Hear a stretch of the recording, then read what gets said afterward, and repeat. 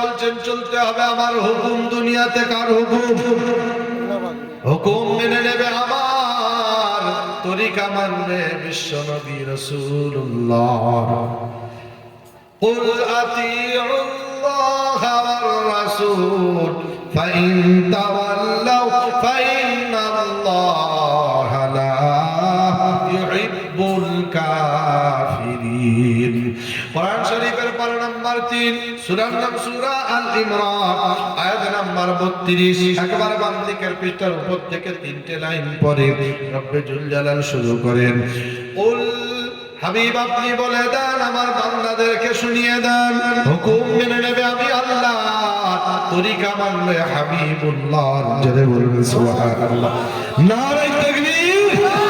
পৃথিবীর এমন কোন ধর্ম নাই যে ধর্মের মধ্যে চলা বলা ওঠা বসা যাবতীয়কে নিজে করেন, শুধু তা নাই, নিজে পালন করে সাহাবীদেরকে দেখিয়ে গেছে, বিশ্ব মানবের কাছে দেখিয়ে গেছে আমি আপনি এমন একজন নবীর উম্মত হয়েছি। বাবাজি আমার ভাইয়েরা, আপনি কল্পনাই করতে পারবেন না 40 বছর পর্যন্ত আমার আপনার নবীর কোনো দুশমন বলে কেউ ছিল না।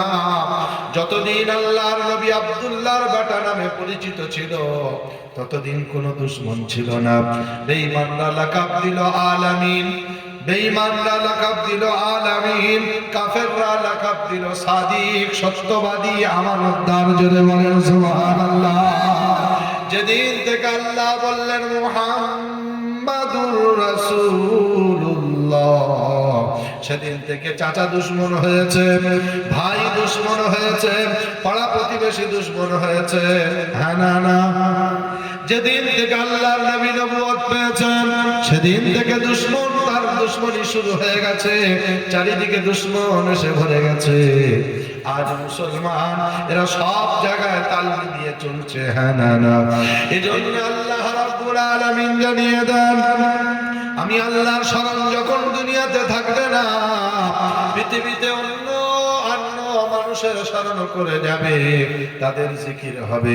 আমি আল্লাহর জিকির যখন হবে না, দুনিয়াতে সব থাকবে, টাকা থাকবে, গাড়ি থাকবে, বাড়ি থাকবে, অর্থ সম্পদ সব থাকবে, কিন্তু অন্তরে শান্তি খুঁজে পাবে না।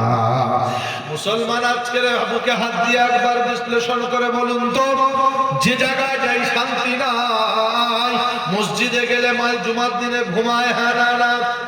বলেন সত্যি কথা না মিথ্যা? কোন জায়গাতে তার ওষুধ খেয়ে খেয়ে মাথা খারাপ ঘুমের জন্য ডাক্তার এত ট্যাবলেট দিচ্ছে, সে ঘুম আর আসে না বিছানা শুয়ে। মসজিদে গিয়ে একটু বসে যান, 5 মিনিটের জন্য বসে যান, অটোমেটিক ঘুম এসে যাচ্ছে। এটা আল্লাহর রহমত। জোরে বলেন সুবহানাল্লাহ।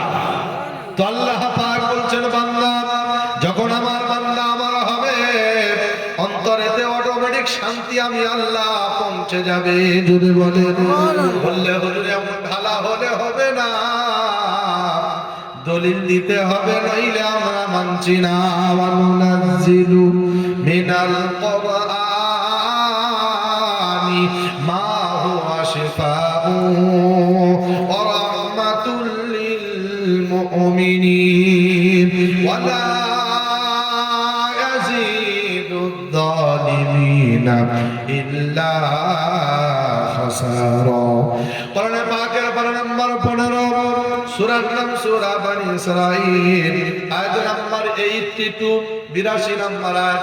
একেবারে বাম দিকের পৃষ্ঠার উপর থেকে একটা লাইন পরে রব্বে জুল জালাল শুরু করেন, ওয়া নুনাজ্জিলু মিনাল কুরআনি মা হুয়া শিফা। আমি আল্লাহ শিফা নামক ভালো মন্দ যেটা পাঠাবো, এটা ঈমানওয়ালার অন্তর পাবে, মুনাফিকে পাবে না।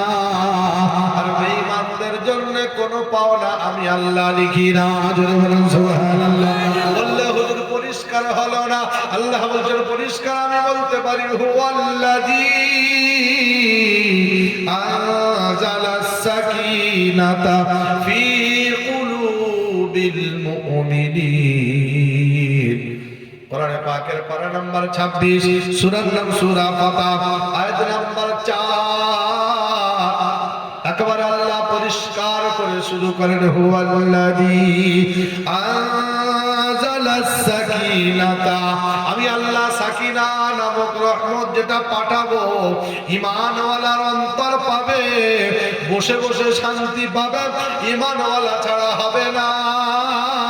আর বেঈমানদের জন্য কোনো কথা আমি আল্লাহ বলি না। জোরে বলেন। মুসলমানের আদর্শ দেখে বেঈমানরা পাগল হয়েছে, আজ মুসলমানের আদর্শ দেখে অমুসলিমরা ঘৃণা করে। না না।